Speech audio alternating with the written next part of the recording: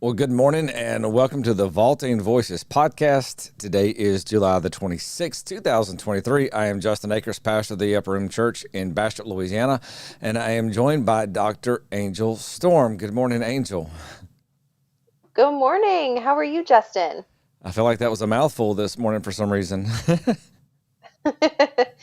Yes, well, I'm excited to be here with you, even though obviously I have a different setup going on today. I'm on the road, but I am excited to just do this podcast with you. It's always such a blessing to get together and discuss what God is doing. Well, you're on the road, and I guess I'm a little jealous this morning because you are actually sitting in a cabin off in a very peaceful area, and everything around it is just relaxing, and so it may be a different location, and it may be a little different, but I'm glad you are where you are at. Yeah, it's not a bad gig when you think about it, you know? Yeah, some challenges you can welcome, right? Yeah, exactly. Yes, exactly. So, what's been going on with you and what has been happening for you this past month? Um,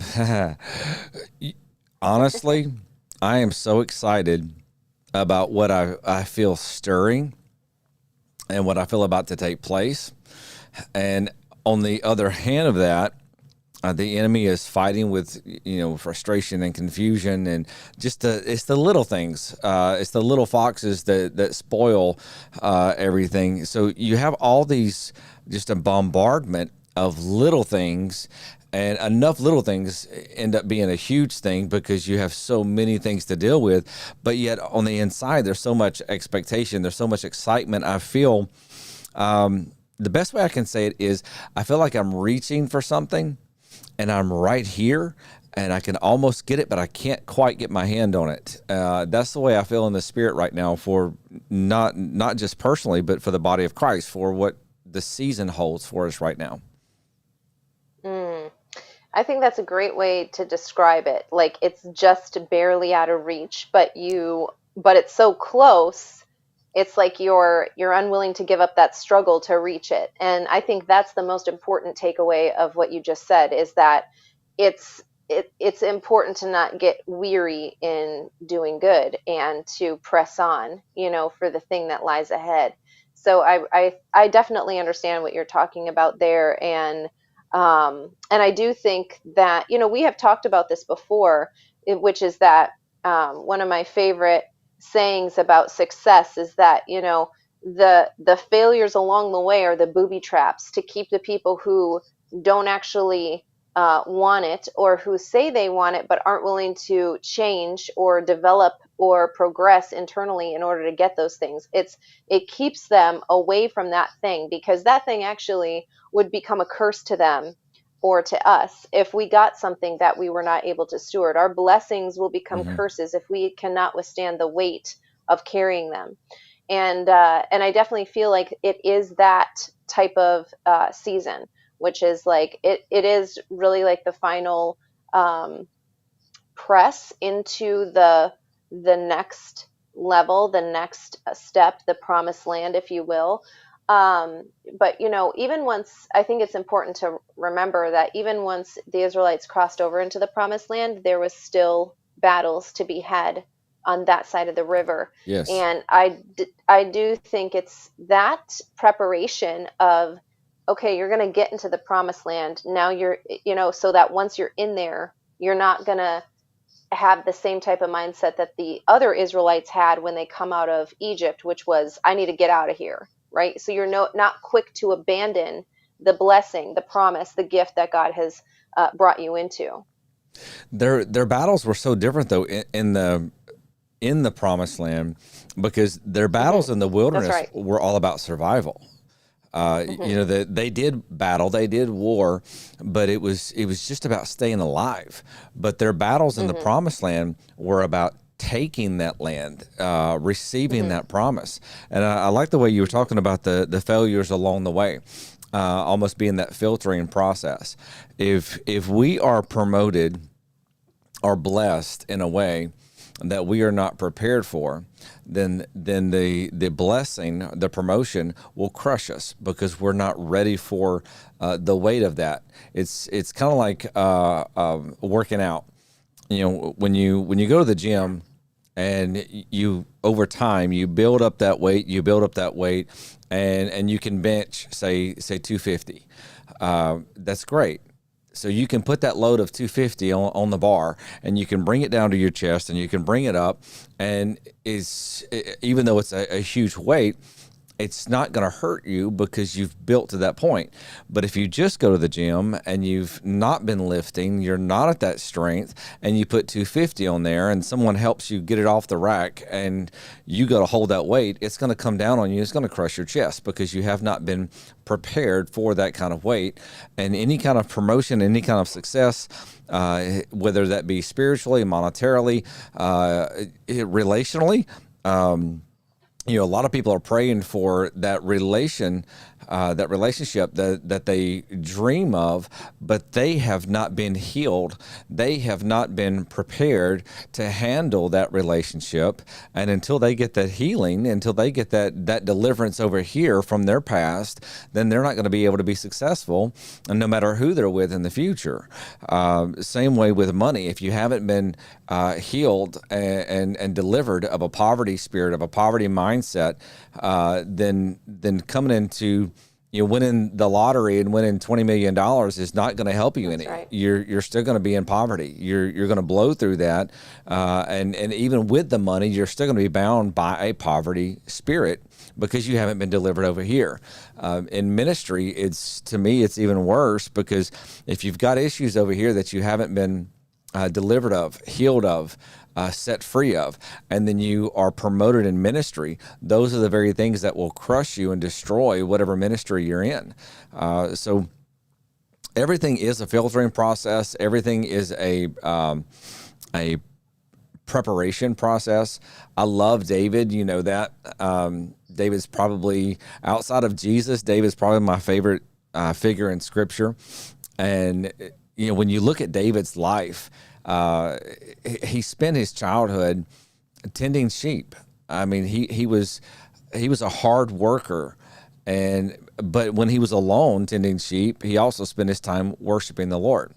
When he had the opportunity to come on the scene, he faces a giant. He does not cower away.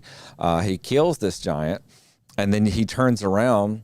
And it becomes, through the process, I mean, he was in Saul's court playing music for Saul. And then Saul tries to kill him. He runs from Saul. He ends up spending years running for his life from Saul, leading a band of misfits, if you will, to become king. I mean, this whole process, even in the moments that it looked like he was completely abandoned, at the moments that it looked like he was, that it was over, that there's no point, all of those were the preparation for what was to come. So yeah, I feel like right now we're at this point, and I'm grasping. It's like it's so close. I'm just out of reach on obtaining something, some breakthrough, some breaking forth. I don't even want to say breakthrough. It's a breaking forth. It's a launching that I feel is like right there. And all of the last 20 years has been part of a process that has been preparing us for this season. About a year ago, it's been about a year ago, I had a word from the Lord. There's a storm coming. And so I taught on this for several weeks. I want to say it was last August, actually. I taught on this for several weeks. I shared this with some different people that I had met with in the upcoming weeks from that. And I guess it was about 2 months or so that I really kind of brought that up. And I hadn't thought about it in a while until about 3 weeks ago. I just kept hearing that in my spirit. This is the storm. Well, in this moment, I was praying and I saw a tornado. And so this tornado is whirling, and I saw all this stuff like furniture, chairs, couches, different items of a house, and they were swirling around this tornado, and it looked a lot like, the Wizard of Oz movie. And that's when I heard in my spirit, there's a storm coming. And then as I just began to pray in the Spirit, I saw this all this stuff begin to settle, and chairs were coming back into their right place. Couches were coming in the right place. It was like everything was being seated where it's supposed to. And I felt the Lord speak to me. There's a storm coming, but when the dust settles, I'm going to put everything back where it should have been in the first place. And I've held on to that, and I've had that stirring back in me for 3 or 4 weeks now about that storm, and that's what I feel this season is greatly about. It looks like chaos, it looks like confusion, and I mean this looking at the nation. I mean this looking at the different things we see society, along with the warfare that we fight personally. It looks like chaos. It looks like confusion. It looks like this storm is just turning everything upside down, but it's not. This is a reordering process where God is placing things into the place and the position in proper order that it's supposed to be. So to me, it's a very exciting time that we're in right now. Mm. Yeah, I like that picture of everything kind of being in disarray, but then just all of a sudden everything getting put back into not where we had it or we were used to it, but where it was supposed to be, where God had said it should go. And I definitely feel that way, and I also feel that that in other words, I feel that we are about to see very clearly what heaven was planning all along. Mm-hmm. But I also do feel that even in the midst of the storm, there are these pathways that are these centers of stillness and calm. Yes. The stuff can be happening all around you, but these ways forward, these like little exit paths, God has already marked those for each of us as well. And I think a lot of it is just knowing, and like truly knowing, right? Believing to the point that your behavior follows your belief, that this has been set up for you. Because if you just are thinking, some people I do think have been in this season of nothing really making sense, everything kind of in disorder, nothing settled, so on and so forth. And then just thinking, well, this is how it's going to have to be. And until God decides to put everything back in its place, there's nothing I can do, which isn't true.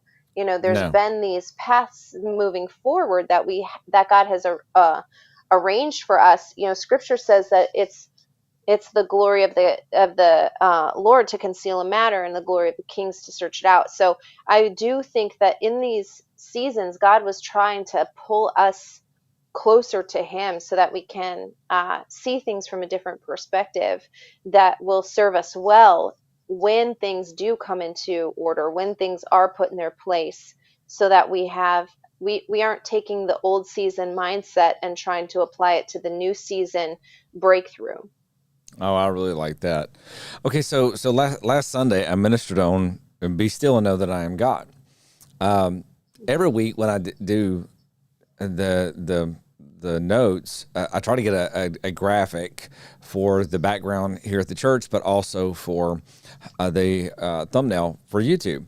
And so I'm trying to get this graphic, and sometimes I have no clue in my head. So it's going to end up being like colors of some sort, but there's other times that I have the image in my head. It's just a matter of finding the image, because I use a program that we pay for to purchase these graphics or the images.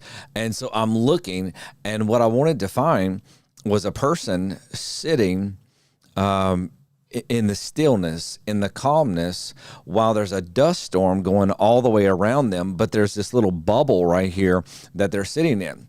So yeah, I don't want to give the wrong image about a storm like taking us, because when we are learn to be still and know that he is God, then we find ourselves in this little protective bubble, in this dome in the middle of the storm. So the storm is raging, right? So the storm is spinning, and things are being thrown out in chaos, but we are not, because we have to learn to find this place of stillness in the Lord. And when we learn to be still and know that He is God and enter into His rest, enter into His peace, then we can war from this place of peace. We can proceed from this place of peace. We can get direction, strategy, understanding. So the storm's still going, but we're not in the storm. We are actually in this protective bubble in the midst of the storm, and so the storm can't touch us. That's the image that I saw when I was preparing this message, which to me was God telling me, "Be still and know that I am God." You get in my stillness. Psalms 91 says, "He that abide in the shadow of the Almighty." Well, that phrase right there is referring to an eagle spreading its wings over its babies. So if you can imagine these enemies coming and this massive eagle spreading her wings over her babies, over her nest, and then looking up at these enemy birds or whatever, or a snake or whatever it is that is coming toward her nest, and she's just looking like, "You're not touching my babies." Well, under those wings, those babies have no idea what's going on. All they know is mama's wings are covering us. So this is where we need to be. We need to strive not to fix the chaos. We don't need to strive to stop the storm, because this is a storm that God's actually doing and allowing. So we don't need to fight against what God's doing. This is His reordering. We've seen so much being exposed. We see so much being exposed in the White House. We see so much being exposed in Hollywood. Right now, Target has lost literally billions of dollars. Anheuser-Busch, billions of dollars. Disney, billions of dollars. They are losing massive amounts of money in their profits because they stood on the wrong side. And then we see all of a sudden Jim Caviezel comes out with a movie, The Sound of Freedom, it's a low budget movie in comparison to the $150 million budgets that these other movies have had. It wasn't expected to do very well at the box office, much less compete with some of the more expected feature films, and it surpassed. I mean, it just blew them off the charts. I think it's like at $140 million gross right now, which is just amazing for this movie.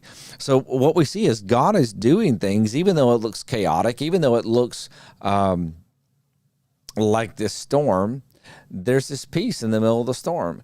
So God's people need to learn, or have to learn, how to find this peace, that we're not moved and swayed every time we hear something, that just because somebody says something over here, it doesn't affect our emotions and drive us into a personal whirlwind, or we can see something on the news and it doesn't cause us to panic. I mean, if anything, over the last 3 years, we should have learned what you hear on the news is not true anyway. So Yeah. we Yeah. can't let everything affect us. We have to find this little bubble of peace right here and just be still and know that He is God. So much of what you just said I have several thoughts. So, first of all, with the eagle's wings, that's actually what's happening in heaven as is represented by the Ark of the Covenant. The Ark of the Covenant was made as a replica of, and the cherubim's wings touching each other's wings. The tips of their wings are touching the other tips. They're facing each other, and they're covering the glory. They're covering the glory of where the mercy seat, and who's seated on the mercy seat? Jesus is seated there now. And so that's actually the replica of what is happening in heaven. So it's not, when you think about being in the shadow of the Almighty, the it's not just being in God's presence, it's having all of heaven conspiring to keep that thing safe and sacred, right? That Mm. specific space and all of heaven is designed to preserve. that specific area. So it is important that we recognize that's an actual place. That's not like a nice saying. That's a literal Yes. physical location, as well as obviously a great picture for us to attach our faith to. But it is a physical location.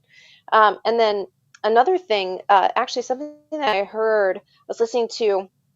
I've been driving a little bit, here and there, and so when I drive, I typically either listen to worship or podcasts. And I was listening to a podcast, and they said, which I thought fit so well with your sermon from Sunday, which is that Jonah represents your doubt. You must throw him overboard. Jonah represents the like God won't do it, or I don't want this to happen. And this, and it reminded me of some of your words from when you were starting to teach about the storm. You said some storms are sent to uh work for you, and some storms are sent to work against you, but that's because of your own, that's like you've called that thing into yourself because of, and that's what was happening with Jonah. Everybody around Jonah was getting in a storm because he didn't do what he was supposed to be doing, and the only option in that situation is to throw him overboard. And he knew it himself, by the way. It wasn't just everybody else on outside of him. He knew it himself. He even said, "Throw me over the board," and then the storm was going to stop. So I remember when some of the words that you had said when you first started talking about the storm was that recognizing, are you Jesus, like sleeping in it because that this thing is not even about you at all, or what kind of story, judging correctly. And I think that's so important, as well for people, is to just recognize what where are you and where is your faith in the midst of this storm. Is this, if you're having conviction like Jonah was, then you need to correct that. You can't just assume that the storm around you is going to bring everything into order if you're actively not trying to get into that order. Yes. Yeah.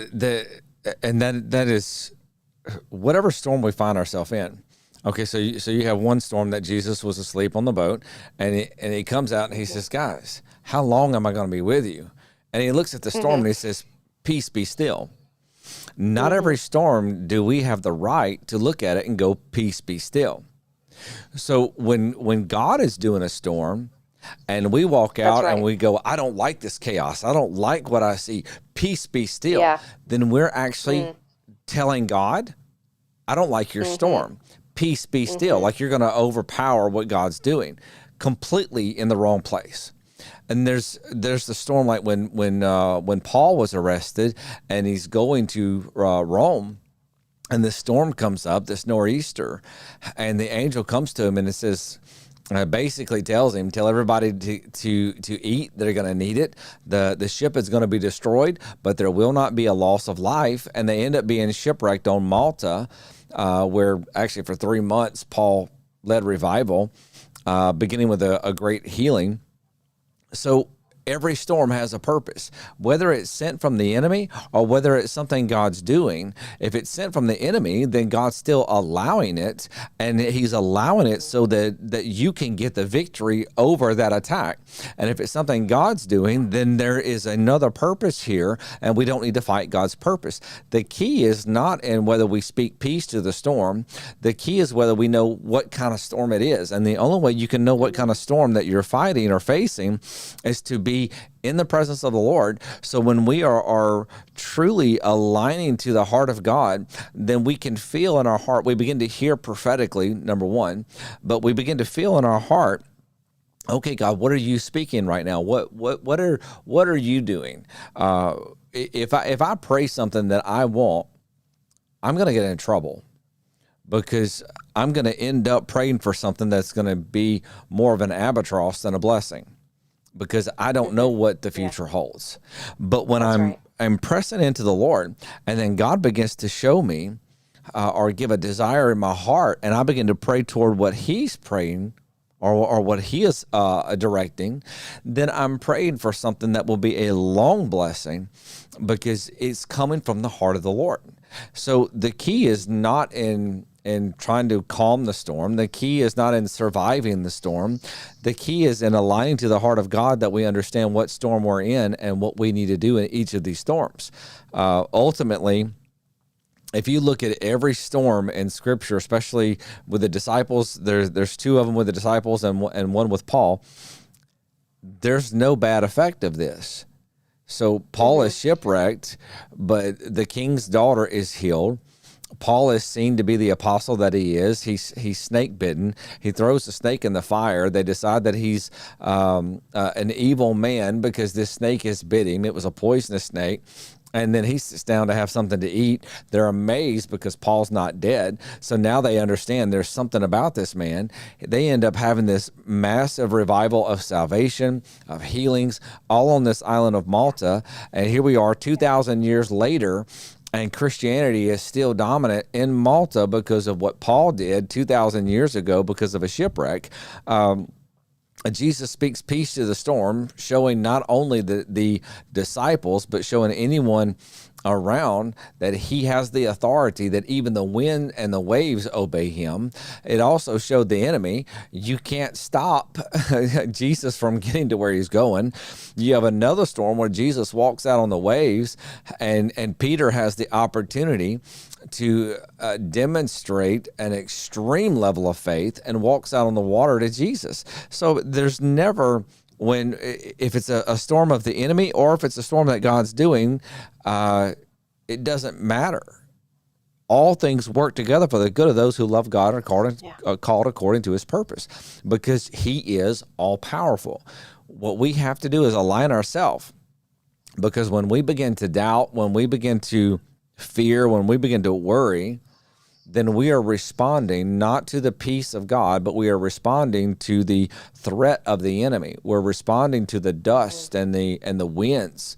And when we respond to the dust and the winds, then we are actually obeying the attack. We're not obeying God.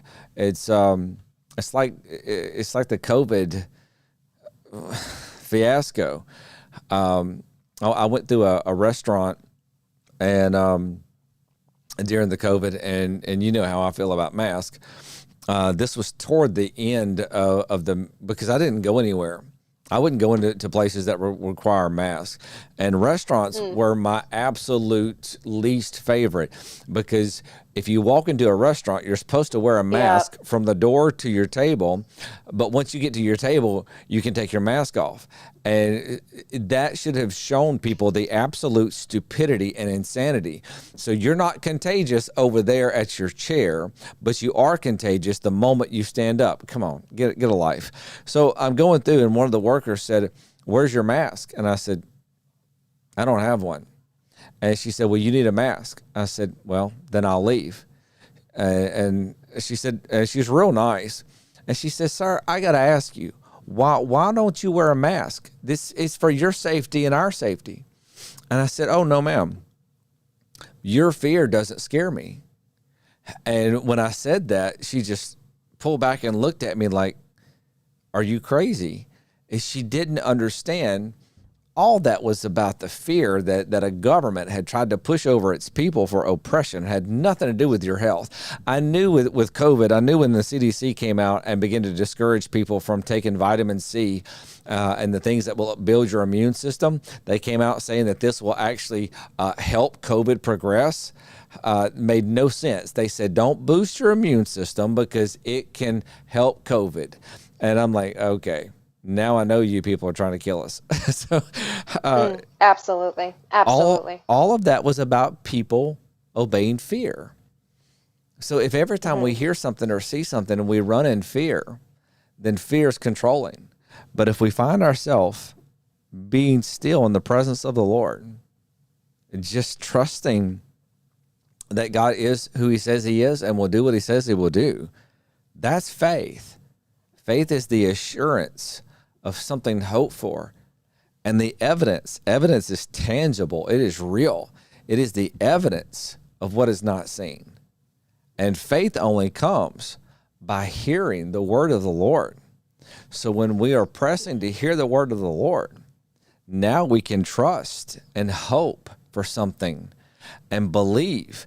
in what we are hoping for, despite what we see around us. That's the peace in the storm. That's so good. And I've often heard that well, I guess two things. First of all, that fear is faith misplaced, and Mm-hmm. so if you're fearful, it means that you have faith of that negative thing coming to you. And just as if we say have faith for something positive, whether that's somebody's healing or a miracle or a breakthrough or whatever it is that you're pressing into, and you believe that thing will happen, that's the same energy, that's the same power that your fear has. If you're focusing on that, you better be assured that that thing is going to come to you because you're attracting it to you. You are putting out your faith. You are using it as a substance. It can actually be seen. It's in the spirit world, it's very visible. That's why I don't teach my clients, my coaching clients, to use affirmations, right? Oh, I do believe this will happen. I do believe this will happen. You could be saying the right words, but in the spirit, it's uncovered what you believe. It's going to carry an actual substance. So if you're saying something, but it's literally dripping with fear, that Mm-hmm. is going to be attracted to you. All the devils can see it. All the angels can see it too. All the spirit world can see what it is because faith is a substance. It's very it's no different than you and I being able to see that you have a blue shirt on in the natural. It's like that. It's clothed. It is cloaked in something. And so I teach my clients instead to say affirmations. In other words, you are forming the reality that you want to see in your life. And even if you don't believe it fully, and I don't believe it fully, you could at least say, I believe that it is a possibility for me, right? I believe that this healing is a possibility. And even if that's where you are, your little faith, your faith as small as a mustard seed is all that you need. And so when you recognize, I don't have the capability of, there was 12 disciples. Only one got out of that boat. Okay? The other ones didn't drown because they didn't get out of the boat. They missed an opportunity to have a connection with Jesus on a different level, but weren't drowned because they didn't have enough faith to get out of the boat either. I think a lot of people look at it as, if I don't do the thing that I know I'm supposed to be doing, even if I don't feel, even though I'm not in harmony with that thing, they're afraid of what's going to happen, and so nonetheless they're still creating a cycle of fear. It's nothing. Faith has never had an opportunity to reach in there. I really like that because, so much of the New Age movement is about just confessing something. It's mind over matter. Well, that's not God. Mm-hmm. And, Mm-hmm. my dad came to me one time and he asked me something, and I was trying to defend whatever it was. And he looked at me, he said, "Son, are you trying to convince me or you?" And Yeah. when I looked at him, he knew the answer to what he was asking. And that's the enemy is not dumb. Now, we don't ever need Mm-hmm. to give Satan more credit than what he deserves, but we also don't need to act like he's some little kid in a red costume with a pitchfork and a forked tail. So he's very strategic. Yeah. He's very cunning, and he will provoke That's us. right. So whenever we sit back and go, "I'm not afraid of you. I'm not afraid of you," well, it's obvious that you are. Mm-hmm. That positive confession, and we do need to confess scripture. Absolutely. We do need to confess promises, undoubtedly. But when it comes to the confessions, the affirmations from our mouth, the only way you can really stand on those affirmations is if you actually believe what you're saying. The only way you can believe what you're saying is when you've been in the presence of the Lord and God's touched you. You can see something happen. There's a solidity on the inside of you in your spirit. And then when that wave comes, you can look and go, "You're just a wave. Mm-hmm. What are you doing?" This Mm-hmm. past Sunday during worship, our worship leader's voice just began to go out on her, and she started coughing, and so she just kind of grinned. And you'd have to know our worship leader. She is spiritually just a powerhouse. And so she just stops and she says, "We're not having this today." And when she said that, I stopped and I looked up at her, and I can see this such confidence on her face. She says, "Devil, you're not going to do this to my voice today. You have no right. You have no cause. Leave my voice alone." And then she went into to praying, and very powerful. But there was all the confidence in the world. The devil didn't have to look and go, That's "Yeah, right. she don't believe that." She was not standing in her authority, and it wasn't a fake authority. You don't fake it till you make it. She stood in this place of authority, and she just says, "There's not a cause.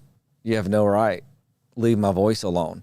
And the reason she can do that is because she's been in those battles so many times. She has faced that enemy so many times that experience of being in the battles has brought her to a place of maturity and strength that she can stand up in front of a crowd of people leading worship, and the enemy attack her voice, and she can just stop. And it's not this, "Everybody please pray for me right now, right now, right now. I don't know what I'm going to do." It's not like that. She just stops, says, "Devil, you're not going to get my voice. Now stop. Leave me alone." And she didn't have to scream and holler and throw anything. It's the authority that was on her because of everything that has prepared her to this place. So everything we go through is that process of preparation that is enabling us to stand in the face of the enemy and say, "You again? I whipped you last time and you're still coming back? You're Mm-hmm. not very Yes. bright." I think it was, Mm-hmm. I can't remember when it was or what you were going through, but you sent me a message and you said, "You know, the devil's stupid." And when you said that, I was like, "Yeah, the devil's stupid." And you said, He's showing all his cards." And he comes Yeah. this same way Yep. over and over and over, as if it didn't work the last 100 times and now you think it's going to work. You're an idiot. And it was so funny to me because it was the things that were happening. They didn't catch you off. They didn't break you. They didn't put you in a place of despair. You just stopped, and it's like, "You're really annoying me right now. I've whipped you over and over, and I'm fixing to pound your head in the ground." I mean, it was just this confidence, Yeah. even in your voice when you were saying that. And that's not to say that we don't have bad days and things don't catch us off guard and we don't get upset over things. Of course we do. But you get upset over something that happened, and then you stop and go, "Man, I'm tired of this." And now you face with your faith, and based on where you've been, based on what you've seen.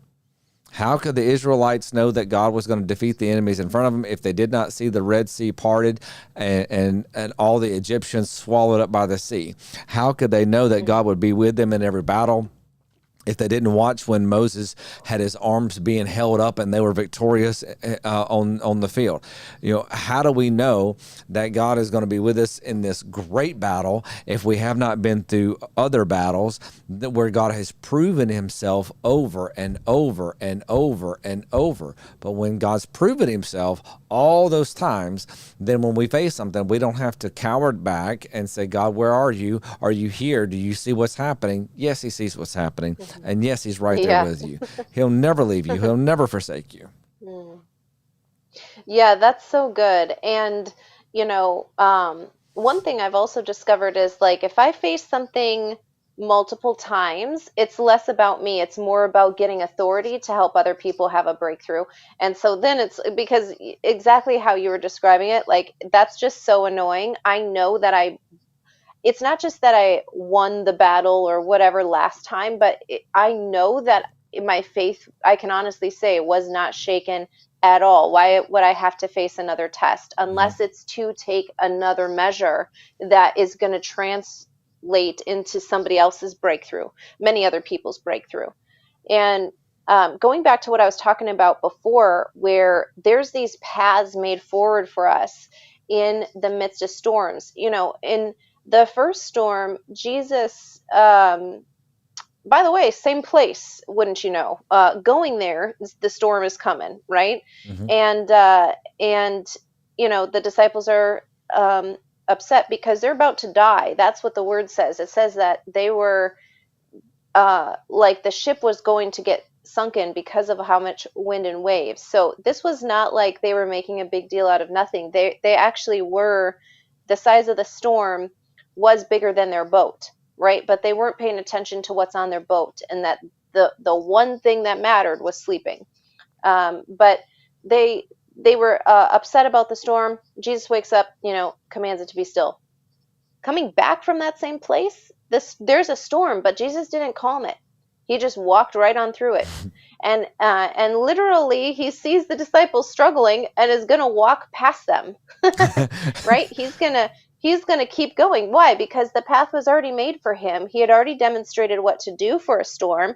He didn't need to calm down that storm because for him it didn't make a difference if there was a storm or not. He Hmm. would sleep in it, he would walk through it. But for the disciples, they were doing the same thing that they had just a second ago been doing.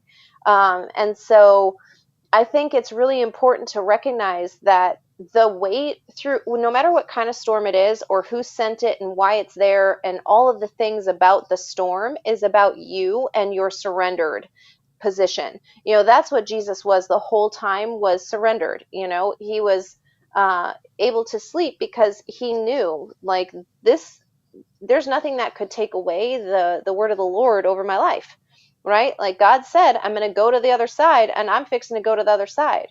And he also knew that that wasn't going to be the thing that would cause the end of his life. He also knew he wasn't going to die in a storm.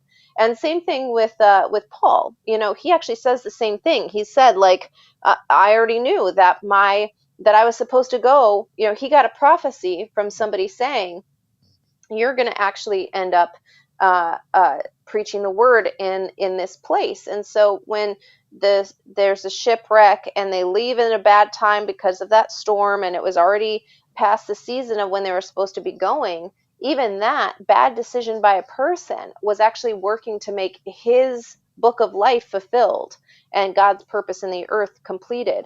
And so with Jesus, he didn't need to calm that storm because he didn't need to calm the first one. He did that for somebody else. Hmm. But in the second one, that path was made for him. And so he was just going to continue on his path. And I think that when we face situations, similar ones, over and over, we really need to see, like, did I respond appropriately the last time? Because if you didn't, it's an opportunity to do what you should have done in the last time, this time. And if you did, it's an opportunity to do it even better so that you have a higher level of authority.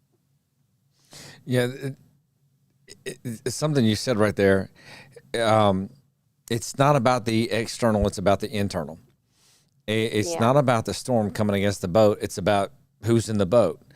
And Hmm. so often we are moved by the external, and we need to be moved by the internal, because when the Yeah. internal, what's inside, it will actually reshape or review what the external even looks like. And when I got to tell you, I'm a visual thinker, so when you were talking about that, about Jesus walking by the disciples, I can just see that. Jesus is just walking through the storm because he's not worried about the storm. He knows where he's Yeah. going, and he knows that as long Yeah. as God has a purpose for him to be somewhere, there's nothing that can stop that purpose from being fulfilled. So he's just walking through, and then it's like, yeah, okay, I'll walk by the boat. I'll give them a chance to see me. We'll see what they do with it. Other than that, he's just going to Yes. walk right on by. And so many times Jesus was in the midst of a crowd, and they would try to get him, and they would try to Yeah. lay their hands on him, and Yep. he would just literally disappear from the crowd. He disappeared. Yes. Just Yes. poof. And that's what I'm talking about when I say what's in the boat, because in that story where Jesus was walking past them, obviously he invites Peter out. Peter has the opportunity to come and experience that situation. But, Jesus does get up into their boat. And the word says immediately they reach the other side.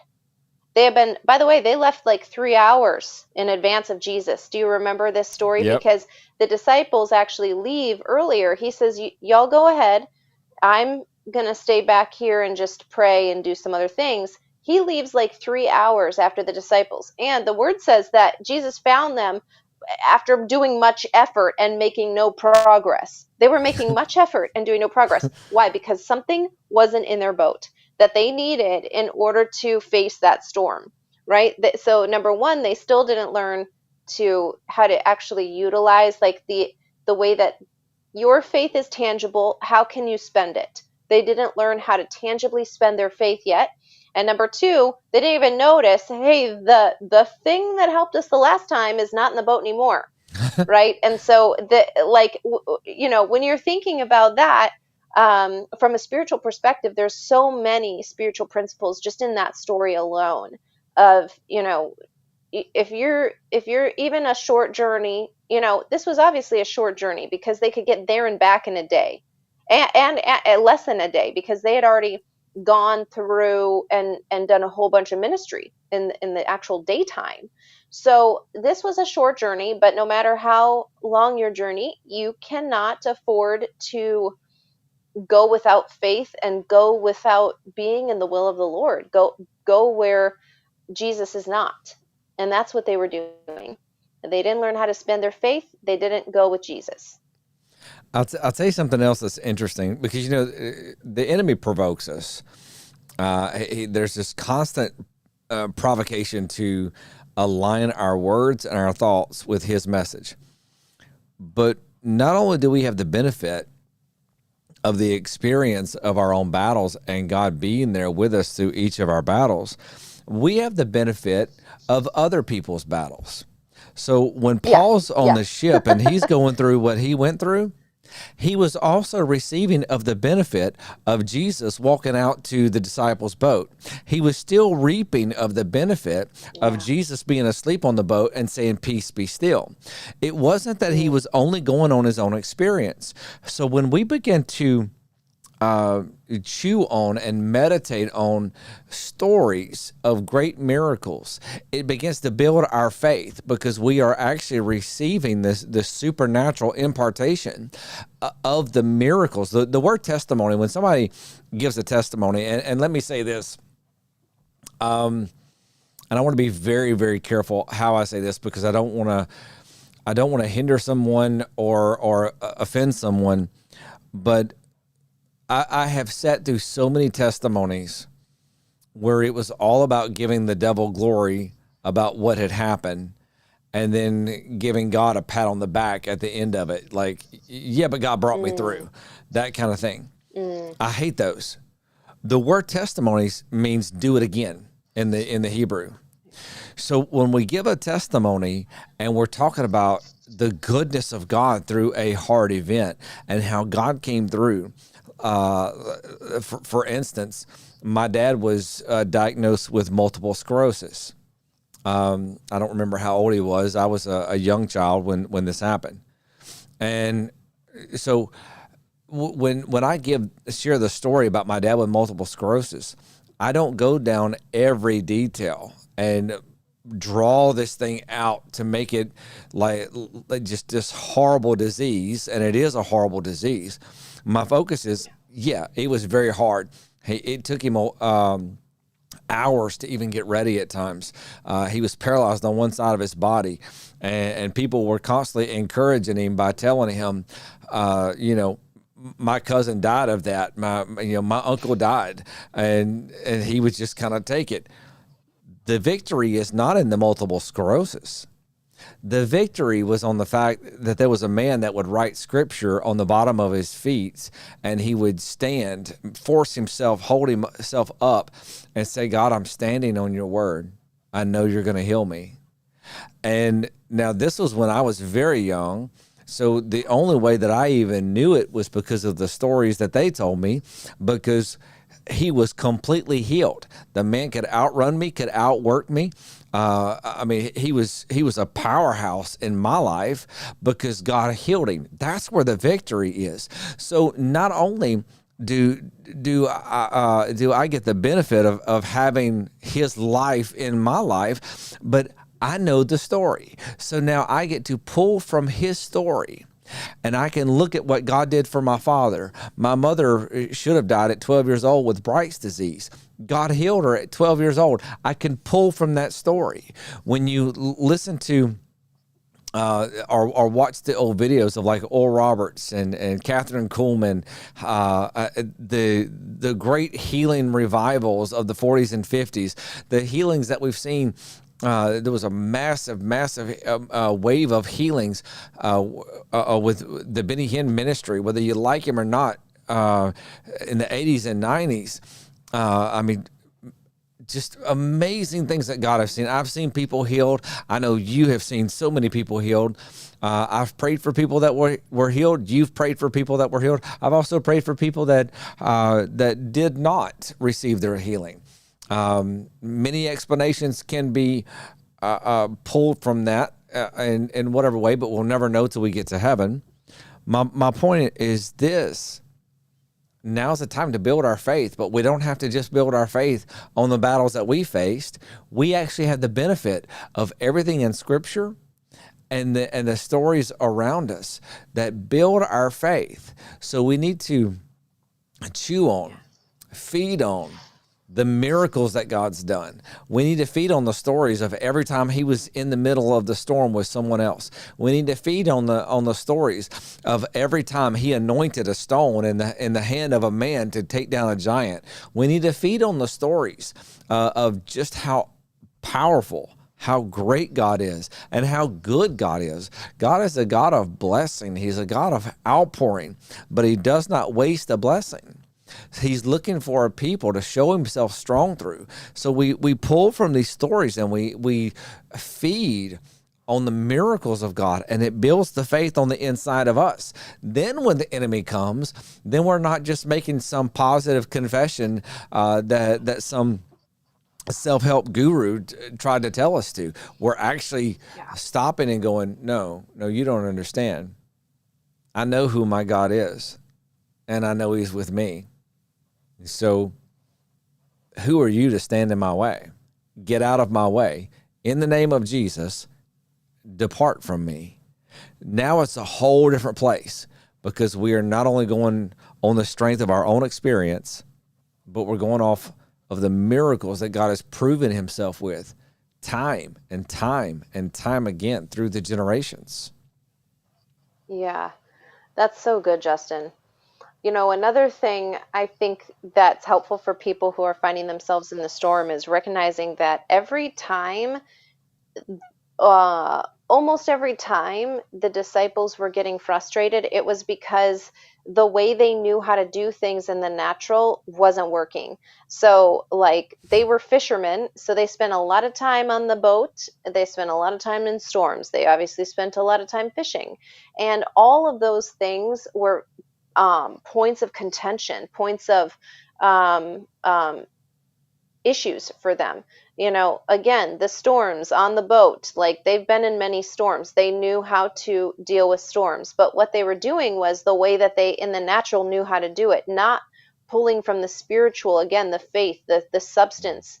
They weren't learning how to spend their faith in that moment. Same thing with the fishing. Many, at least twice we know of, put the nets on the other side of the boat, right? That Jesus commands them. And so many fish that they, first of all, have to call their competition to get help getting the nets even in.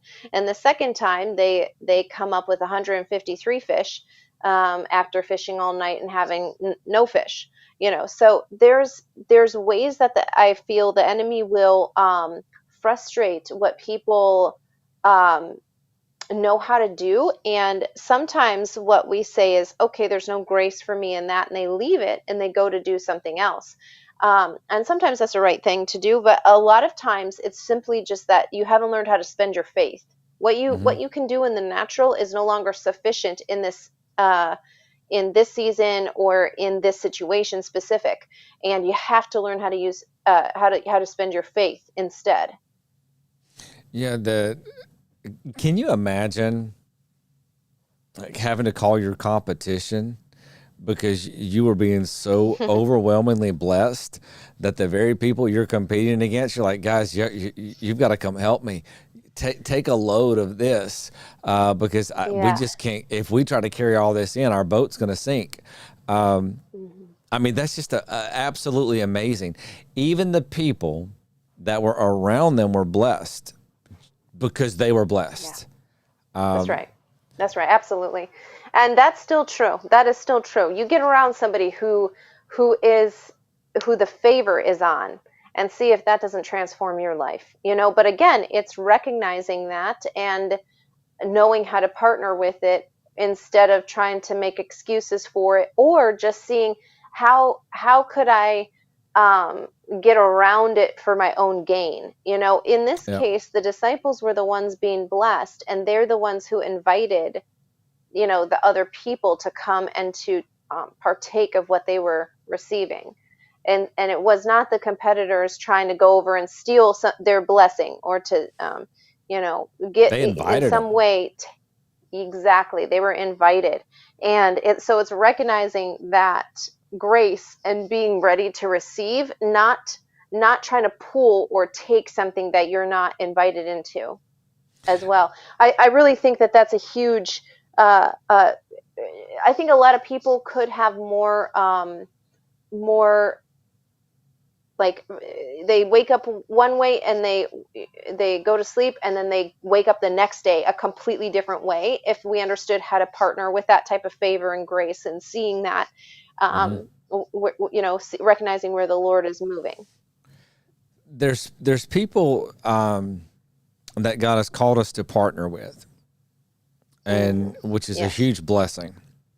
And we Hmm. have to use the wisdom because the enemy is going to send bad partners all the time. And so Hmm. when the enemy sends a bad partner, we have to have the discernment to know this is a setup of the enemy. And when God sends a godly connection, we have to know this is a godly connection. We reap with those that we are partnered with. Now, those that we're just around, we will. Let me say it this way. Okay, my dad used to wear a particular cologne, and so when I would hug him for hours and hours, and he didn't put it on strong. I mean, but it would, when I would hug him, it would get on my clothes, and so I would smell my dad for hours, and so especially when we were traveling somewhere, Sean and I would leave, and we'd be 4 or 5 hours down the road, and I'd just be driving down and go, I smell my dad. And then it dawned on me, it's on my clothes. His fragrance would get on me because I was so close.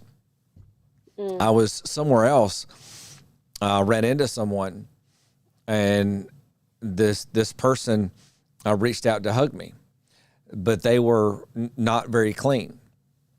And when they hugged me, that smell got on me as well.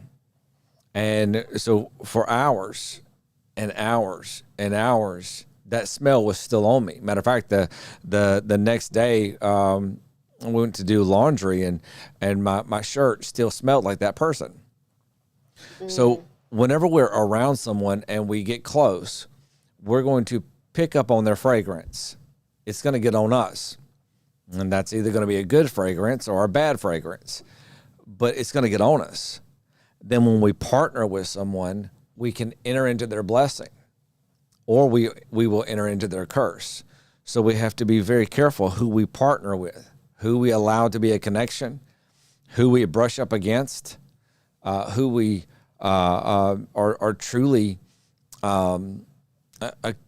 in covenant with.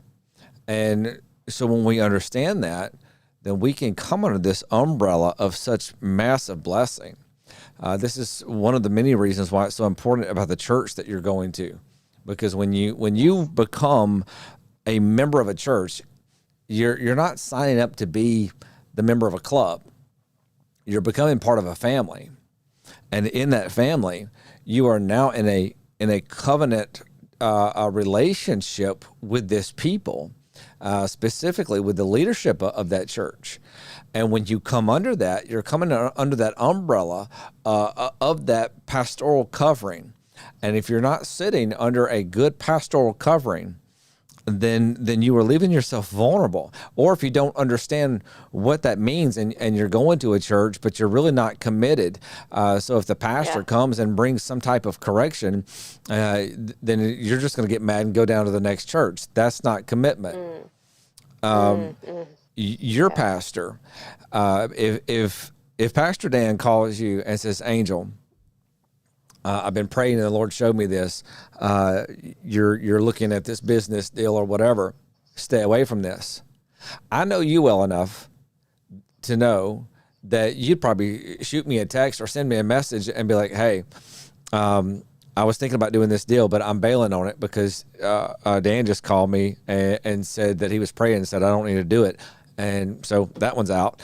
I know you well enough to know that you would heed that voice. And if there was a point of correction where you had handled something wrong and Dan called you and said, Angel, I really don't agree with this, you would make it right. Not because you've given this man all this authority in your life. It's because you respect, beyond the man, you respect the mantle. And you understand the power of that mantle, that God uses him in that sense of a spiritual covering, and you're submitted to that spiritual covering. And as being submitted to that spiritual covering, you come under that blessing. So now you get to walk under someone and you're operating your life over here, and there's so many blessings that you get to receive because he's over here fighting his battle. He's fighting his war over the people of his church. I see that here, that I fight so hard for the people of our church, and they come under this umbrella of a spiritual covering. Those that are actually, let me say it this way: I was praying one day, and I felt the Lord's. I was just kind of recounting kind of the people in the church and thinking, God, you've been so good to us. You've blessed us with such good people, and I felt the Lord begin to highlight people in the church that were not actually, that I was not their pastor.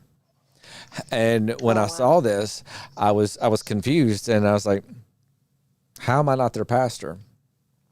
They're members of the church. They've been going to the church. And Hmm. but immediately the Lord began to show me they're not submitted to your authority. They're there. They enjoy the church. They enjoy the preaching. They enjoy the worship. But the moment you correct them, the moment you try to lead them, they're rebellious. They're under no covering. And when I saw that, I was like, wow.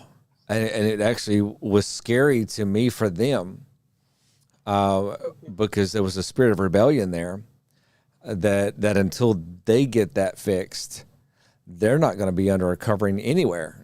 It doesn't matter how long they attend. So it's not just about filling the pew on Sunday morning. It's so much bigger than that. It's about coming under the spiritual covering of a ministry, under that pastoral covering, and then walking in that blessing. So we have to understand the importance of who we're connected to, and not allow the enemy to come in with a demonic connection that will be a poison, but not shy away from a godly connection that God has established. There's that benefit. There's that blessing of that covenant connection, and that we just can't even really fully understand. I don't, or let me say, I don't understand it fully. And I think that's another thing that God has been doing in this season. That's something the Lord showed you a year ago, year and a half ago. I don't remember now, but the importance of connections. And you've spent the last year focusing more on connections than you have any other thing. And in the midst, God has blessed your businesses exponentially, but your focus wasn't on. I mean, you worked hard. Don't get me wrong, but your focus wasn't just on the businesses. Your focus was on connections with people, and not just business connections, just people. And then God has turned around and blessed you exponentially in so many ways, as a result of that. And it's just amazing to me. Yeah, I think that's exactly pointing out what I was saying earlier is like there's already a path in the storm set aside for you. If Hmm. you know, if you figure out what that is, you figure out what that is. It doesn't matter what the rest of everybody else is doing. Everybody else could be doing one thing and having great success with it, but if that isn't the path for you, you're not going to have success with it. And if you do the other thing, whatever God is telling you to do, that will be quite successful, right? Because what I did was not the conventional way of doing things. My focus, yes, I did. I worked very hard. Actually, I heard this story on one of my other podcasts, and um, preachers driving through the somewhere out in the middle of nowhere, and he all of a sudden sees this beautiful farm on his right hand side. So he pulls over just to admire the beautiful farm, and just as he is doing that, the farmer on his tractor is driving past, and the farmer sees a guy standing on his fence line, so he stops and gets down and comes on over, and the preacher says to him, "Wow, God has sure blessed you with a beautiful field." And the farmer looks at him and says, "Absolutely, you know what? He has. But you should have seen what God was doing with it when he had it all to himself." In other words, right, God will give you the ingredients, but you better be ready to make the meal. And so I say that to say, if you think it's some sort of magic thing and it just happens because you wanted it or it was the right time and all of that stuff, if you're not the right person, it's not going to happen for you that way. Um, and anyway, if you have what you're supposed to be doing, where your path in the storm is, and you're walking that way, it's going to work out for you because you're Hmm. being obedient and you're sowing something. And it's the secret of how Jacob could sow in a time of famine. Everybody else experiencing famine, and yet he's reaping a hundredfold return. 100 times what he sowed, he's reaping in the time of famine. Everybody else has having a famine, not him. Hmm. He's having nothing but blessing. And I also think that when you view correction as something other than a blessing, then you're constantly going to be having to redo the same thing. It's around the mountain time for you because you're not getting the thing that would actually be the breakthrough for you in whatever situation you might be facing. And one of the spirit, there's a spiritual rule that says you can only receive from whatever you honor. And so Wow. honor actually shows what you're willing to take into your life. And if that doesn't include correction, there's no doubt a lack of honor. There's no doubt a lack of honor, because you can't have if you're not willing. It's saying I know everything. It's pride, and Hmm. there's nothing of the Lord in that. And so there's no way that you're honoring anything. You could be saying you're honoring something. Um, and in fact, there's a Proverbs that says that. It says, they'll say that they honor you with the people say they honor you with their mouths, but in their heart they despise you. And Hmm. it's that principle of, you could say that you're honoring. That's not what honor is. Honor is receiving from whatever you're given. That connection that God has given to you, that direct connection to the Lord, for your own relationship with Him. It's receiving that. That's honor. Even if it's correction, even if it's a word that's very difficult, leave all of your family, leave your land, and go to the place that I show you. Even Yeah. if it's a very difficult word, you show your honor by what you do, how you receive that. You will never receive from something that you don't honor first. And yeah, it's not just correction; it's direction. Um, Yeah, by the yeah. way, I love that story. I'm gonna have that going through my head the rest of the day. You should have seen this, but when God had it by Himself. So, um, I have noticed, and I know that you do the same thing a lot with your coaching. As a pastor, when there's a situation that I'm dealing with a person, and I've given them the counsel and the counsel and the counsel Yeah, and the counsel, yeah.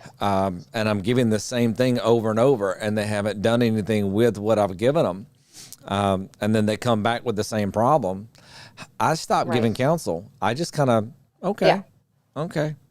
Well, I'll be praying for you. And when I say I'll be praying for you, I mean it. I mean, I'm going to be praying. I'm asking the Lord to open their eyes and allow them to see this, because everything I have said Yeah. has fallen on deaf ears.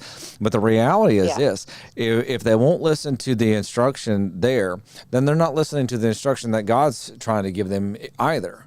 And so they're going to stay in that same cycle. They're going to stay in that same rut, and they're never going to come out of it until their eyes are open and they're willing to make those changes. So we have to be sensitive and willing, whether that be direction. I love that with Abraham. You know, leave your family, leave everything you know, and go where I tell you to go. Isaac, when he's traveling, he's trying to get to Egypt because Egypt was the place of provision, and he stops at in Gerar. Well, Gerar is not the kind of place you'd want to stop at. Gerar was actually it was a flourishing city at one time, but by the time Isaac came through there, it was very impoverished, and it was rough. So people would actually, when traveling, they would bypass Gerar to keep from having to go through it. That's how welcoming this little town was. It was the kind of place that when you call to get something done, you couldn't get anybody out to get it done. Yep. Uh, that's an inside joke. Um, that's where God told him to stay. And then that's during this massive time of famine. Then God says, okay, I want you to start planting here. There's nothing about that has any logic, because God defies, he overrules logic. So he tells Isaac, he says, I want you to sow right here. If you'll listen to me and you sow in this land, then I'm going to bless you. He was blessed 100-fold in the same year. He comes to the Yeah. wells. He goes to have his men undig the first well. And then here comes the people of Gerar, and they're fighting over it. And so Isaac stops. He says, guys, I'm not having anything to do with strife. This we're going to name this well Sitnah. I'm not going to strive over it. Leave it alone. He comes to the next one, and they do the same thing. He says, we're not going to have anything to do with contention. So I'm going to call this well Essek. Leave it. And then he comes to the next one, and they open this well, and nobody fought them over it. And he says, now this is Rehoboth, for God has made room for us, this wide space. And that is so powerful, just off the obedience, simply hearing the voice of the Lord and obeying. That's it. That's what brought forth that huge, massive historical blessing. It wasn't long before the king of Gerar was coming out to Isaac, trying to make treaty with him, because Isaac, Yeah. as an individual, had become more powerful than the entirety of Gerar. Yeah. Yeah. And actually, that is exactly what I'm talking about when I talk about you find the person where there's grace going on. You see that the land may or may not have had any water in any of those wells to begin with anyway. It wasn't about the land. It was about the person who was inhabiting the land.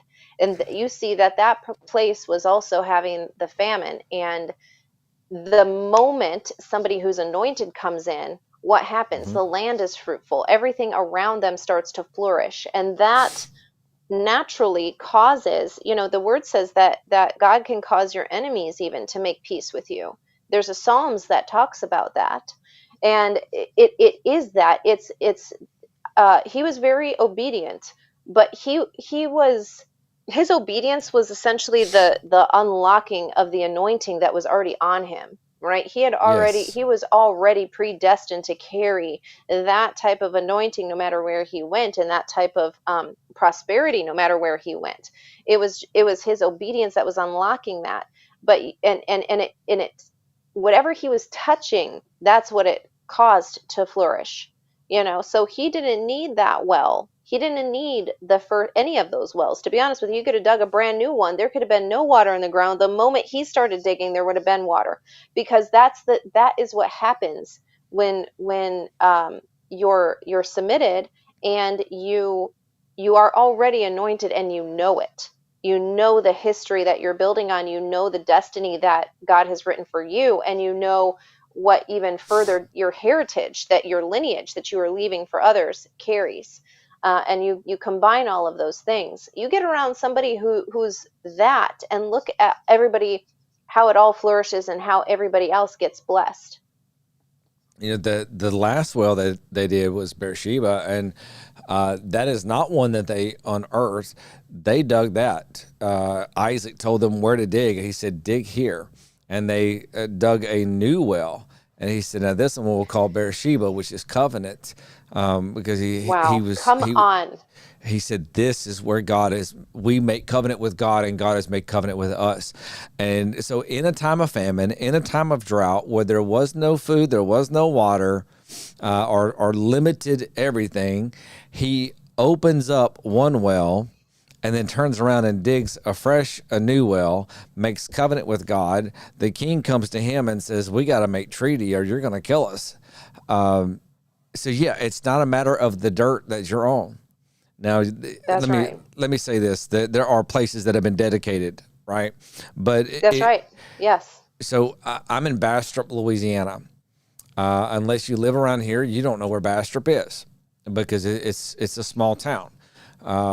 We're right next to Monroe, Louisiana.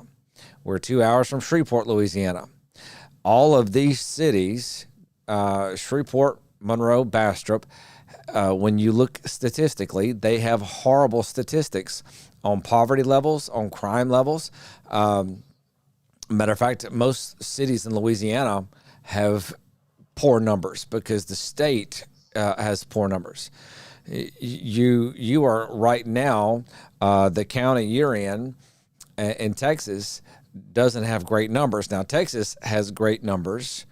And you own dirt in several places there with great numbers, but right now where you're at, that particular county suffers a lot. It does not matter if I'm over here in Bastrop, Louisiana, or if you're in Polk County, Texas, or if somebody is in Laurel, Mississippi, or Colorado Springs, Colorado. Wherever God has placed you, He determines our boundaries. He determines the place that we are. And as long as we've been obedient to Him to be where we are, then the land is blessed because we're on it. Because the blessing Absolutely. comes with the covenant that we have with God. And when God says Yes. stop and dig here, we can stop and dig here, and the spring will come forth. Is it not God that does a new thing and will cause springs of water to flow from the desert? Isaiah 43. Yes. He can bring whatever He wants, wherever He wants, whenever He wants, because it's in His time. So the time of fishing was over. And He says, cast your nets out on the other side. Logic says the fish are not out there. The fish should be over here. Yeah.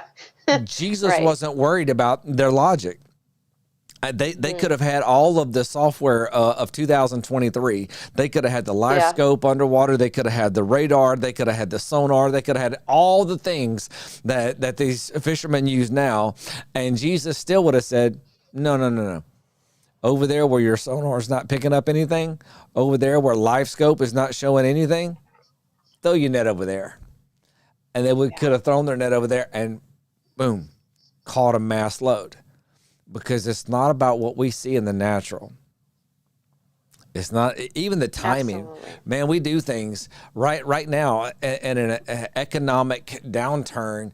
This is not the time to do anything economically, according to some sort of wisdom. But yet God has people right now investing and building businesses and being very profitable in doing so because God's really not worried about our timing. He's worried about His timing. What? 1,000%. And quite honestly, it's scarcity, right? It's poverty that says there's a limited amount of this, and if I use it now, I'll not have enough later. Or, Yes. I need to do what everybody else is doing so I get the result of what everybody else is getting. and chances are, if you're honest, you don't even want that result, right? It's just like, oh, I like that result better than the fear that I'm listening to of saying I could have nothing, right? And so we end up making decisions that way, which is such a shame, because there's always, every single moment is a good time for the glory of the Lord to fill up the earth. Every single moment is a good time. And the moment we start saying, no, this won't be the time, then you limited not Mm-hmm. just what you're going to receive in your, but how God could use you. You're limiting where kingdom can come to demonstrate Jesus to people who don't know Jesus. That's what it's all about. There's people who do not know Jesus. But I think, speaking of that, I actually do think there is such a, I know for me personally, but also just in general, really a move of needing to take back the land, physical land. Yes. I have had more in this year than ever. If I see land getting squandered, it really makes me feel so um so righteously upset about that situation. That somebody has a gift that they are not using to, number one, demonstrate God's glory, but number two, um, make more of what they've been given. They're doing the opposite of what you have, making it multiply and making it fruitful. And I really do think that there's momentum on people getting land. Just recent, actually, not too long ago, maybe a month or 2 months ago, I bought some land, sight unseen, didn't look at it. Turns out it's not down a great road, right? It's in a great area, but the road is like non-existent. It's like really, really rough. Like you need a big truck to get to the land. Um, but I got it at a great deal. Like what they say is literally dirt cheap. So I bought it, and I'm having something built on it, and I have buyers lining up to pay, over 10 times what I paid for the land, and to have it, Wow. cleared, and water, sewer, and the structure built. Yes, because I had a vision that somebody else didn't have. Somebody else Mm-hmm. saw this is a useless piece of land, nothing out there, terrible roads around there, trees and, overgrown everything. Nothing could possibly be built here. And in a county that is the poorest county in Texas. And yet I will take that and make a six-figure profit off of it, because I had a different vision Mm-hmm. than what somebody else had. And even when I saw it the first time, I was like, oh, if I'd seen it, I might not have made the investment. But then I thought to myself, there's a reason I made this investment. And God makes all things turn out for my good. So what do you want to be built here? How are people going to enjoy this nature? And I just wonder how many people's lives would be different if they just literally took 1 second and asked God, you didn't make something that is not beautiful, something that is not enjoyable, not inhabitable. So what is it that you see for this space instead? And let me say this: somebody else could have went and bought that piece of dirt, That's exactly right. and it wouldn't have done that. That's exactly right. That's So exactly right. I know that that's already mine, right? I already knew that that one was mine. That is true. There is grace there, but that does not diminish somebody else's grace. There's still grace for every single absolutely, person. but Yes. the reason, number one, that you knew or were led to buy that piece of property, and number two, the reason that the property will be profitable under you is because of God's grace on you, your relationship with Him. So you spend time. Yeah. Your focus is not on buying property. Your Yeah. focus is not on starting a new business. Your focus is not on completing your projects. All of those things are part of your focuses, but your primary focus is on your time with the Lord. So, and this is my point here. You're blessed in those things because your primary objective is not those things. Your primary objective is God. All those things are outpouring. They are they're the overflow of that relationship, which is why you can feel led to buy a property sight unseen and then look at it and go, yeah, maybe I shouldn't have done this, and then turn around and watch God bless it. This is why Isaac could go to the middle of Gerar, because it wasn't about Gerar. Gerar was not the place of blessing. Isaac was the person of blessing. Completely different. So when we understand that it's not about, That's right. yeah, there are certain places that there is a blessing on, no doubt, but we have to understand that we should be people of blessing. That only comes from a deep, intimate walk with the Lord. When we have His anointing upon us, when we have His grace within us, then we can go in the middle of a desert. And we can. My brother was telling me a story about when he went to Israel. There was this farm, and the person he was with said, "Man, we got to go to this farm. You've got to taste the fruit that they produce here. It is amazing." So he's trying like pomegranate and different fruits, and he is blown away. He said this was some of the sweetest, richest fruit he had ever tasted. Well, the people who own the farm, this is in the middle of the desert.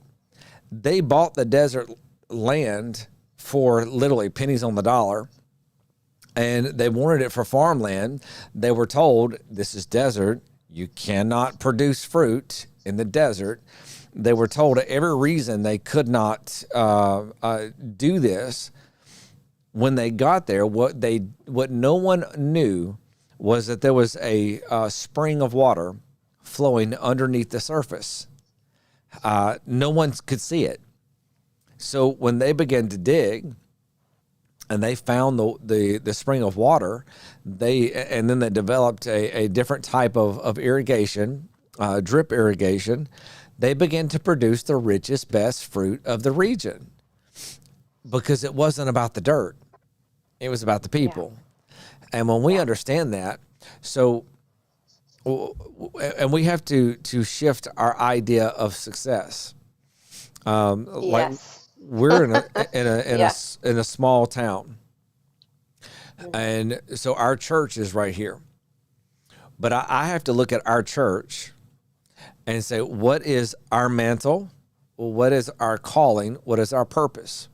Well, we're a church, but we're also a ministry. And there's a difference there. The mindset and the mantle and the focus has always been a global focus of revival, outpouring, salvation. So we don't fit into the box of what some would think of as a local church, even though we have a local church. So we've had through the years, people come to the church and they would want us to do this or they want us to do that because that's what the local churches do. And then I would know instantly, we don't have the grace for this.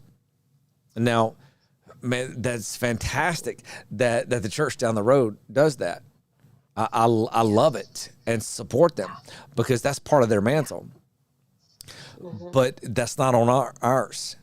So I have to know where the grace is for us, and we flourish. So I believe that right now, you asked me at the very beginning of the podcast what I felt right now. This is what I feel. I feel that so many individuals and so many ministries, so many businesses that they've been searching right here. They've been continuing to grow, not weary in well doing, but we're coming to the place of explosive expansion. I've heard that word so many times. The first time I heard that word, I was praying for you, that you were coming into a time of explosive expansion. And I gotta say, of the prophetic words I've had for people, that has been one of the most accurate, because that was a year and a half ago, I think, or a year ago. I can't remember when. About a year ago. And literally, God you've seen explosive expansion in your life and in your businesses. I've had a recurring of that over the last 4 months for our church, explosive expansion. And this is what I feel, is that we are on the verge. We're right there. We're kind of in that place where Isaac was, where God is saying, okay, now this is where you're at now. So we're right there in the grasp of that, and we're about to see the absolute explosive expansion. We're about to see the floodgates open in so many respects. This is multifaceted. I don't think it's going to be in one thing or in one way. And I believe that God has been strategically moving things around in the midst of the chaos, in the midst of what looks like confusion. He's been moving things around, and he's placing them exactly where they need to be because of what he is about to do. It's almost like he is getting all the pieces, and by pieces I mean people, into position for what's about to happen. So some people are being moved right now, and they don't even know why. They're being relocated, and they don't have explanation for it. All they know Absolutely. is, they've got to do this or they've got to do that, but they don't have a vision for what is next. Because it's not about their vision for what's next. God is literally strategically placing them and relocating them to where he wants them because of what he's about to do. That's what I feel. We are on in the phase of a launching into explosive expansion. Absolutely. I definitely agree with that. And it's, it's not your vision anyway. It's getting into the place where you're able to receive God's. And that or sometimes does require you to be very risky, but according to natural standards in your moves, right? Mm-hmm. And I don't know what's next, but I just feel like I have to go do this one thing. And doing that one thing is the obedience that causes the land to open up and to have a stream running underneath it. It is the reason that causes the natural things to come together and make sense now all of a sudden where it didn't make sense before. And it really is, I know that I'm nowhere near experiencing the end of the, extent of it, but it's like obedience to the T. It's this specific way. Not, oh, I did it, but I did it half my way, and or half in my timing or whatever. It's that specific thing, and then that is what leads to very specific, like orderly, everything just being exactly where it should be, like you're talking about with the storm, setting everything up exactly as it should be, not just how we wanted it to be or we thought it should be or we were used to it being, but really how it ought to be. And I definitely feel like that for this season. It's just like it's just all coming together. It's all fixing to make sense, and to have it be something that is actually established, that order to be established for generations. One Yes. person is the chain breaker in a family. One person is the person who makes a different track record for their bloodline. It can be one person. One person is that powerful to do it. And there's nothing that says it couldn't be you. Who's ever under the sound of our voices listening, that's you. If that's a desire in your heart, it was put there on purpose for a reason.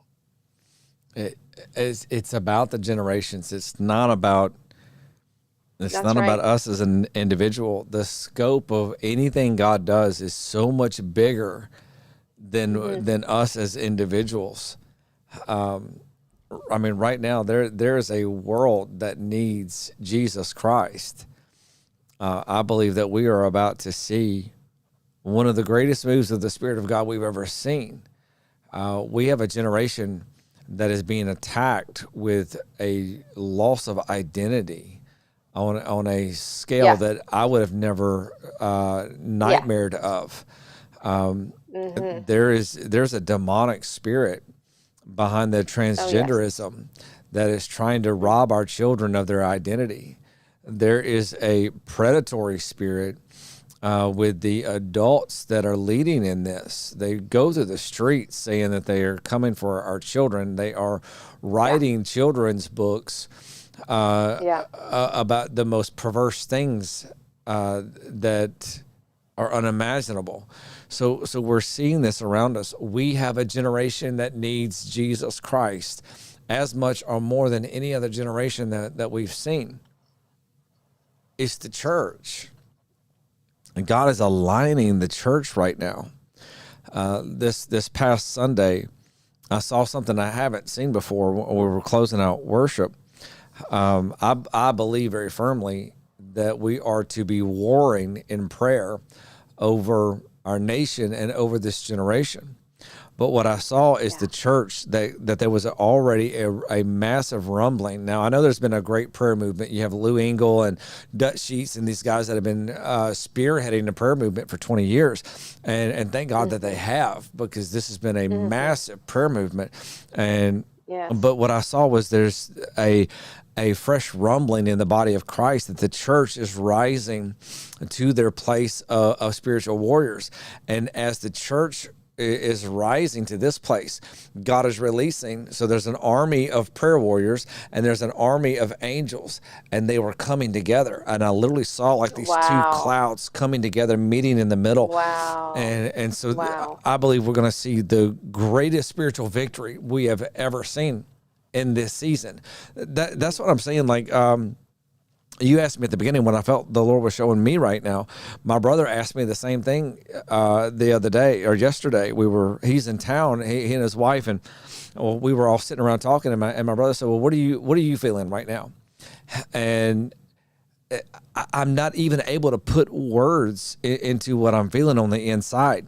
There's an uncomfortableness in some ways, and there's excitement all around. And so I'm seeing stuff like this storm, and I'm seeing stuff like this person sitting in the middle, completely unmoved, but storm raging around. And I'm seeing this army of prayer warriors and this army of angels colliding for the same purpose. God is doing so much right now, and I can't put adequately into words everything that I feel, but it's like at times it feels like God's not moving. And I've heard people say that for the past year, like, is God doing anything? That kind of stuff. I'm like, no, God's always moving. Matter of fact, it was last summer. I was praying about some things, and I felt the Lord speak to me. No, it was summer before last. I felt the Lord speak to me. Do not make an opinion. And I just kind of stopped, and I was really praying about some issues that were in the news, and I was like, but God. And I felt the Lord say, don't form an opinion. You don't know what I'm doing. And when I felt that, all of a sudden I had people coming to me, well, what do you think about this? What do you think about this? And I kept telling people, I don't know.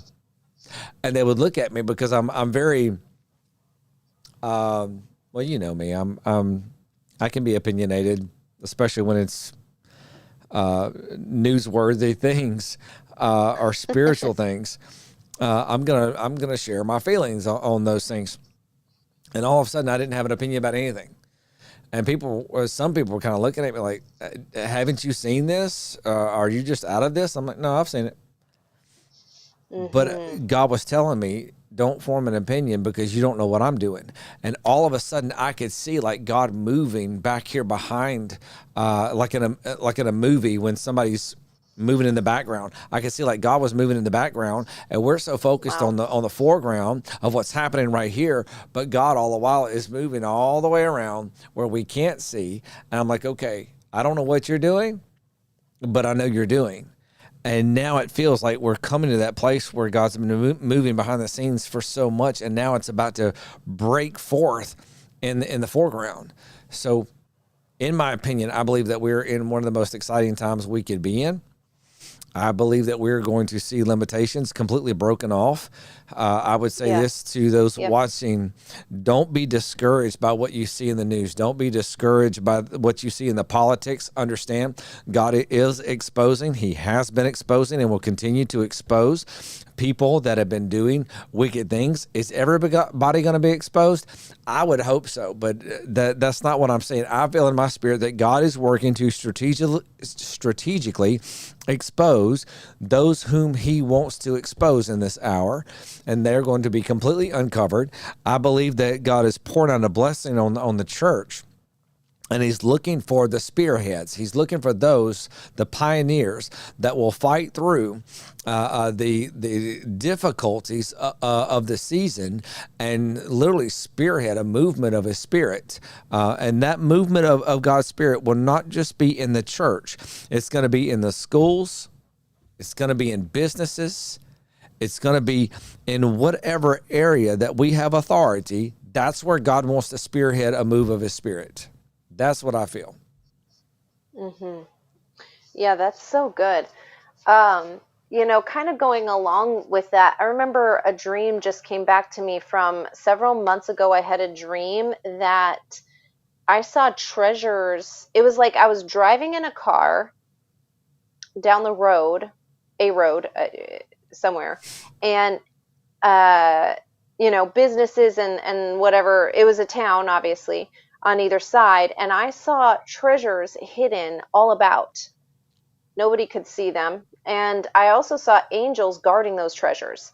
Like they were already there all around, literally all around, and people were so busy doing their routine that they never asked God if there was anything else, if there's something more, if they were, doing Wow. all that they could do to partner with him. Yeah, I saw all of these. It was like I was just clearly just passing through. Those were not my treasures, but I did see that they were literally all around, and angels were already guarding them for specific people. And I really feel like it is such a time to press in for the more. Nothing is impossible for God.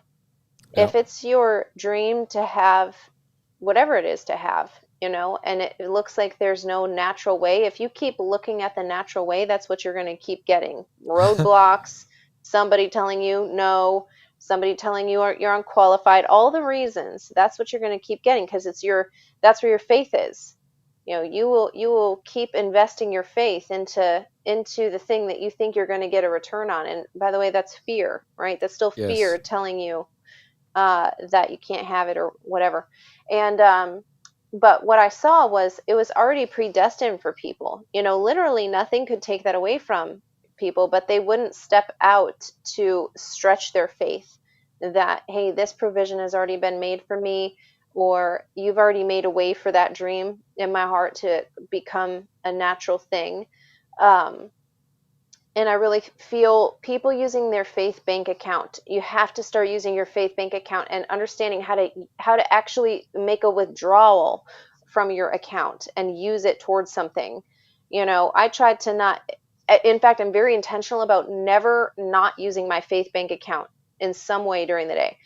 Every single day, I make a point to withdraw from that bank account and use faith, not money, not connections, not whatever, my natural intellect, all of which are amazing things to have. But I'm talking about if you don't ever withdraw from that, there's no space for God to fill it up and to expand what you have, right? You have to keep using it. And so if in this time people could start developing the ability to withdraw from their faith bank account, and start learning how this transaction works in the spirit. I really feel momentum on that, and I know it will translate into expansion in the natural as well.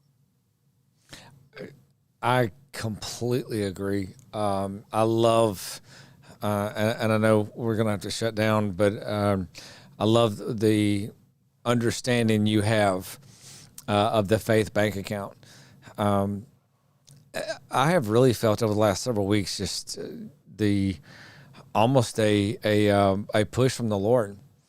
Grow your faith. We're each given a measure of faith, but what That's we right. do with it determines what happens with it. Faith is like a muscle. That's right. It has to be stretched. It has to be strained. It has to be pushed, and it grows. That's why some people have such great faith. I've seen you step out on some things that would make a lot of people tremble at the thought of, and you're just like, well, you just jump out and do it. You didn't do that because of naivety. You did that because your faith has been so exercised intentionally and so grown that to step out on faith like that, that when God's given you a sight to something, and you jump, he's going to catch you. And so Yes. I believe that we really need to understand the significance and the importance of exercising our faith, of stretching our faith, believing God, because he's gonna do what he said he will do. We need to get our own gray matter out of the way and allow God to move. So it's a Yeah. time of great faith. Yes. Yeah, absolutely. The word says that according to your faith, let it be done to you, right? Jesus actually said that. According to your faith, let it be done to you. I mean, that's the measure. It's a tangible thing, you know. It's in Hmm. the spirit world can all see it again. And I really think if people just start partnering with different ways to utilize it, then instantly you can have something that was an impossibility to you open up instantly, you know. Yeah. I'll say one last thing.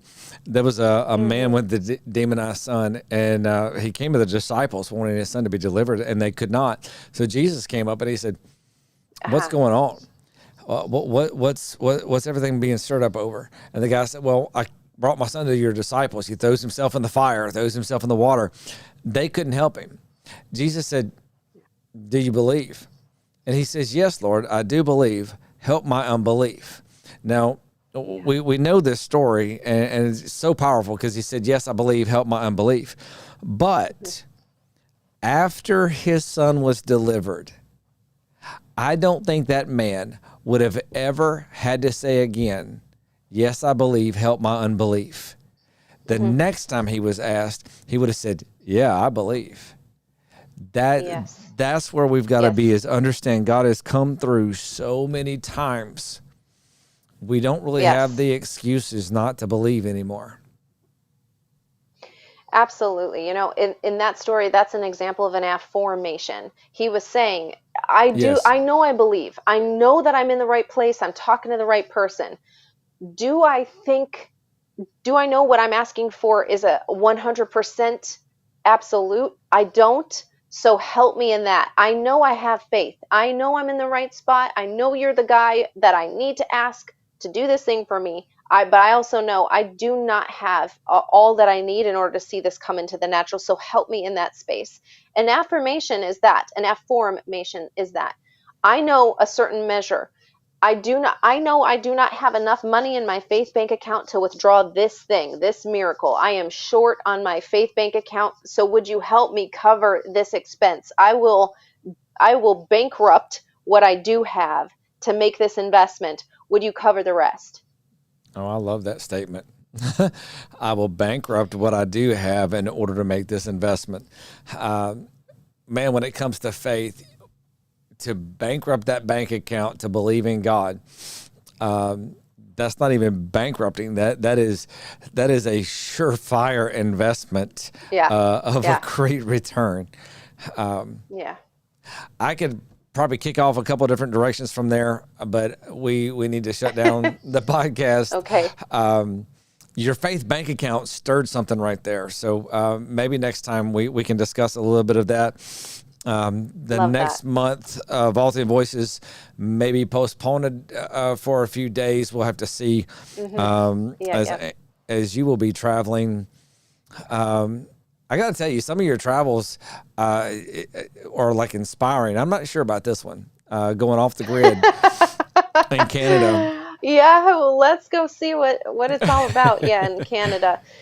There's no cell phone reception and no human has been there in 10 years into this space that we're going. So, you know, my dad, he loves this kind of thing. And, you know, it's just my goal to say yes to him more often. You know, we don't know how long we have on this planet, and this is important to him. And whatever my parents want to do, you know, I just want to be able to say yes. Well, I got to tell you this. Out of all the things we can do in life, nothing is beyond our spiritual walk. There's nothing as priceless as the time we have with our families. So, um, But in that, our podcast may be a little postponed from there. So we'll be back Yes. on that one when we can. But would you mind closing us in prayer today? I would love to. God, we just thank you so much for this time to come together, another month that we celebrate all of your mercies that you've shown us that were new this month, all of the miracles that you have done for us. We give you thanks for those. God, I ask that every person under the sound of my voice, whether they're watching live or watching on a replay, would partner with you to see what you're doing in the storm, to learn submission and obedience and a deeper level in the midst of that storm, and to learn how to utilize faith as a currency.